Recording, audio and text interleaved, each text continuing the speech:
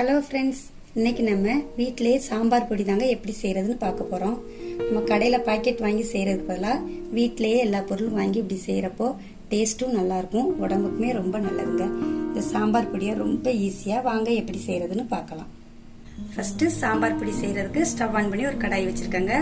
கடாயுமே நல்லா சூடாயிருச்சு. இப்போ ஒரு 4 ஸ்பூன் மல்லி சேர்த்துக்கலாம்.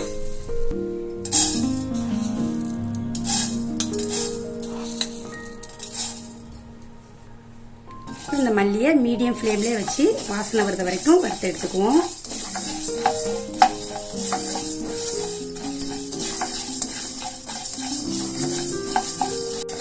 நல்ல ஒரு அடிகனமான பாத்திரமா எடுத்து வறுக்கிறதுக்கு எடுத்துக்கோங்க. அப்படி வறுக்கிறப்போ ஈஸியாகவும் இருக்கும், தீஞ்சும் போகாது. நல்ல மல்லியோட வாசனை வந்துருச்சுங்க. இப்போ இதை எடுத்துக்கலாம். அடுத்து அதே கடாயிலே 1 ஸ்பூன் கடலைப்பருப்பு, 1 ஸ்பூன் துவரம்பருப்பு, 1 ஸ்பூன் உளுந்தம்பருப்பு, 1 ஸ்பூன் பச்சரிசி, இது 4ஐயும் சேர்த்து மீடியம் ஃப்ளேம்லேயே வச்சு வறுத்து எடுத்துக்குவோம்.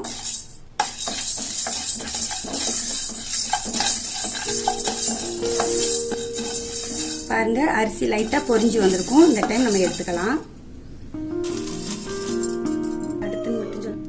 இப்போ அடுத்து 1 ஸ்பூன் மிளகு, 2 ஸ்பூன் சீரகம், 1/2 ஸ்பூன் வெந்தயம், வெந்தயம் கம்மியா போட்டாலே போதும், 1 ஸ்பூன் கடுகு. இப்ப இதையும் லைட்டா பொரிஞ்சு வர்றது வரைக்கும் வறுத்துக்குவோம்.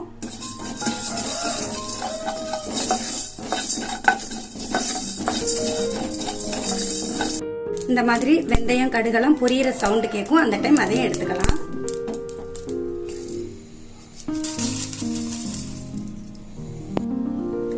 அடுத்து ஒரு 4 துண்டு காயத்தை 1 பாதியமா தட்டி எடுத்து வச்சிருக்கேன், அதையும் போட்டுக்கலாம். கூடவே ஒரு கைப்பிடி கருவேப்பிலை, இதையும் சேர்த்து இப்ப வறுத்துக்குவோம்.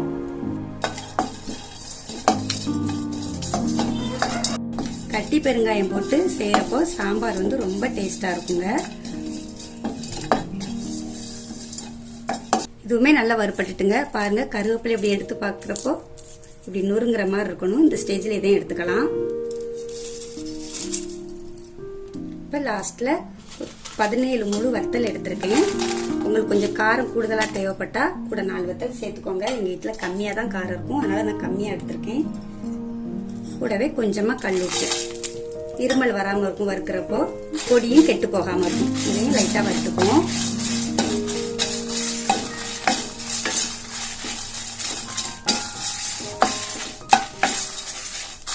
ஒரு 2 நிமிஷத்துக்கு வறுத்தா போதுங்க. இப்ப இதையும் எடுத்துக்கலாம். பாருங்க, இப்படி உப்பி வர்ற மாதிரி இருக்கும் வத்தல், இந்த டைம் எடுத்துக்கோங்க.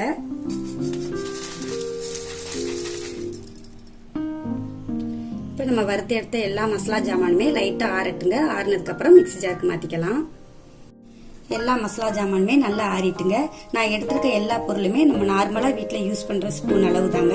உங்களுக்கு அதிகமா மசாலா தேவைப்பட்டா இந்த அளவு அப்படியே எல்லாமே டபுளா எடுத்துக்கோங்க. இப்ப இதை ஒரு மிக்ஸி ஜாருக்கு மாத்தி அரைச்சி எடுத்துக்குவோம். நல்லா ஃபைனா அரைச்சிக்குவோம்.